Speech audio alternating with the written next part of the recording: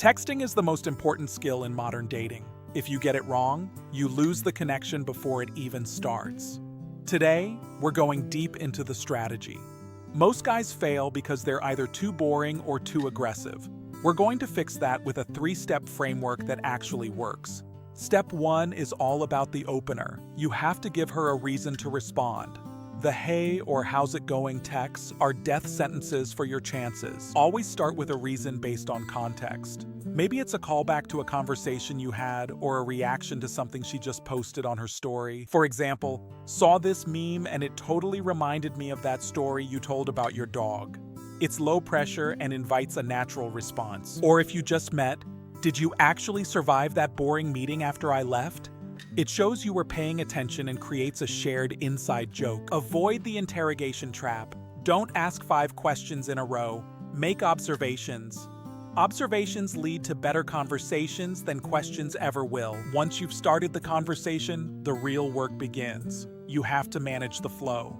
This leads us to step 2, the vibe. Step 2 is matching her energy while still leading the interaction. If she sends short texts, don't reply with a 5-paragraph essay. Look at the length and frequency of her messages. You want to be roughly at her level. This builds subconscious rapport and makes her feel comfortable. However, don't be a literal mirror.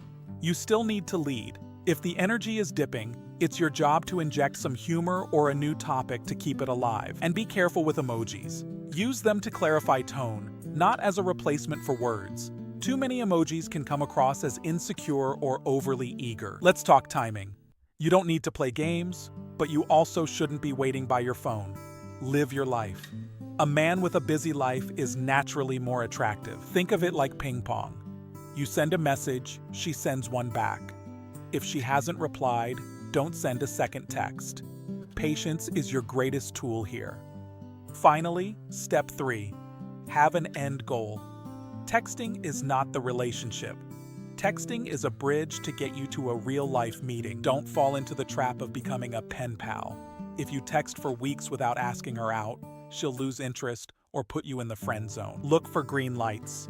If she's asking you questions, using emojis, or replying quickly, she's ready for you to move the conversation toward a date. The best way to ask is direct but casual.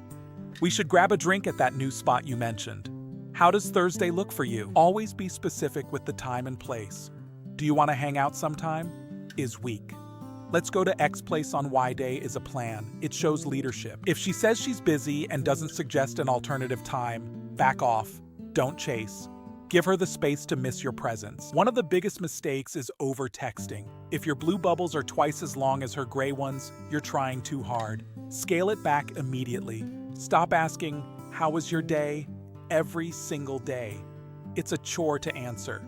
Instead, share a small highlight of your own day and see if she bites. Texting becomes easy when you have an abundance mindset. When you aren't desperate for a specific outcome, your natural personality shines through. Sometimes the best text is no text at all. Learning to be comfortable with silence in a digital conversation shows immense value and self-control. Let's recap. First, always open with context and a reason. Give her something interesting to actually respond to. Second, match her energy, but don't be afraid to lead the conversation. Keep the balance of power in your favor. Third, always have an end goal. Use texting as a tool to set up real-life experiences, not as a replacement for them. Everything I've told you leads to one core truth. If you don't believe you're worth her time, she won't either. It starts with your own self-worth. The ultimate secret? Confidence. Just be yourself, be respectful, and send that text with conviction. Own your value and don't look back. Go out there, apply these steps, and watch how your interactions change.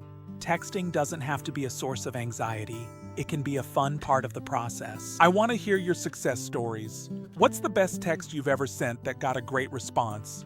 Let me know in the comments below. Follow for more deep dives into dating and social dynamics. I'll see you in the next one. Take care.